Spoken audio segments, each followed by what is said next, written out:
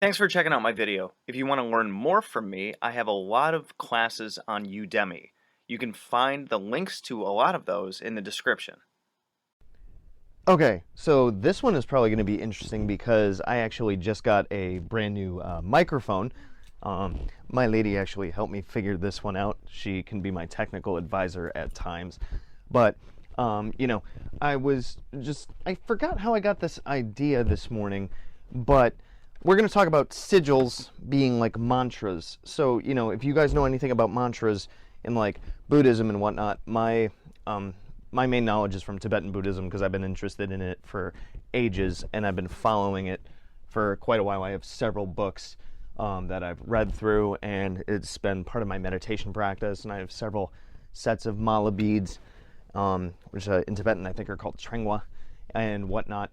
But, I've also heavily worked with sigils. As a matter of fact, I made my own system for working with sigils, and that's in my books, Handy Sigil Magic and Magical Movement.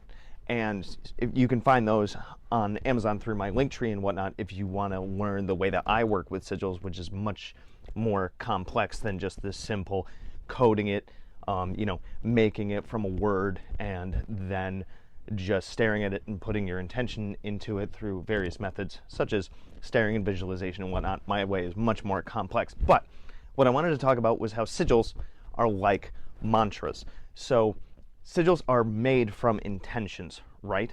And then you can boil down that intention into a singular word or a singular phrase. If you've ever read books by Frater UD, he does talk about that.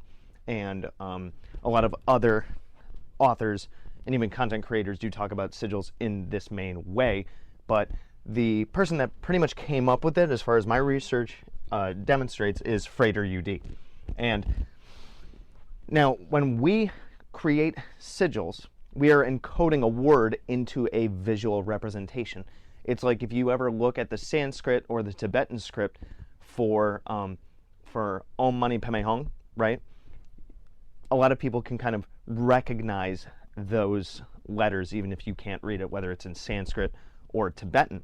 And we do the same thing with sigils. Now, we can all, a lot of people that are viewing this, maybe your main language is English. Of course, that's what I'm speaking right now, because that's my main language too.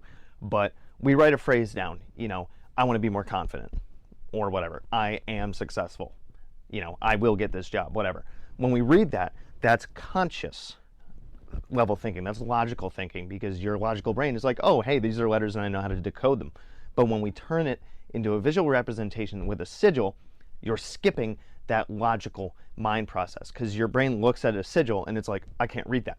But your subconscious knows, hey, that sigil means this, because I remember making it and I remember encoding it. And one of the biggest things about magic is we are trying to impact and we are trying to influence the subconscious, not the conscious, right? We're trying to impact the subconscious and implant a belief in there, such as I will get this job, I will be more confident, I will be a better public speaker, this person doesn't matter to me, this person doesn't bother me, I want them out of my life, whatever. Then when it's implanted in the subconscious, that's when we are driven to take different actions based on our subconscious being like, oh, that's the program you want to make, that's the actions you want to take, guess what, I'm going to lead you there, I'm going to lean you in that direction. Because a lot of the things that we do are really ruled by our subconscious and not our conscious mind. I think I'm getting a little off topic here. But when it comes to sigils being like mantras, every time that we look at that sigil, it's like repeating a mantra. Because your subconscious picks up on it. It's like, I know that one. Oh, that's right. I'm supposed to do this.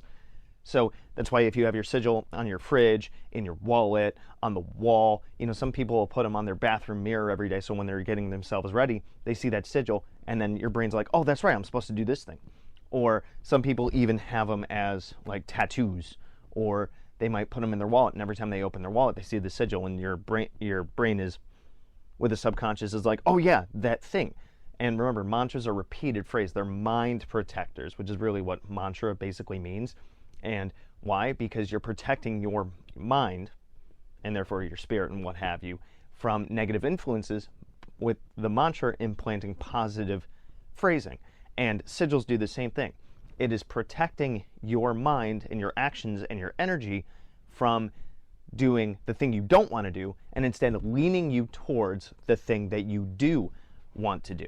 And the more often that you work with a sigil, arguably, like if you're trying to manifest something over long term or even short term, you can work with it every single day in order to get that goal. Like if I was going to have a job interview 7 days from now, I'd make a sigil and I'd work with it several times a day, because I'm implanting that belief in my subconscious that when I go to that interview, I'm going to rock it and I'm going to get that job.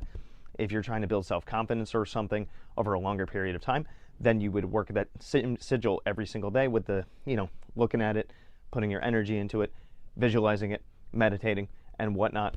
And you're implanting that idea of, this is what I want to make happen. And then you're building up the skill and the programming in your mind of, this is what I want to make happen. So then your subconscious is like, okay, I'm getting reinforcement every single day about, this is how I'm supposed to act, this is what I'm supposed to look out for. And then your brain will then lean you in the ways to act in that way or look for those opportunities or what have you.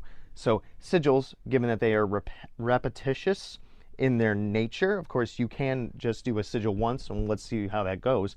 I would argue that if you're more of a beginner and whatnot, when it comes to programming your subconscious mind with sigils, then the best idea is to do them on a more repeated basis. So sigils and mantras are much the same in that they are protecting your mind from doing the things that you don't want to do and leaning you towards the things that you do want to do, and in the way that they are repetitious in nature and in the way that they are symbolic of a bigger idea. So let me know what you guys think about this one, and if you have used sigils, and in what ways have you used sigils.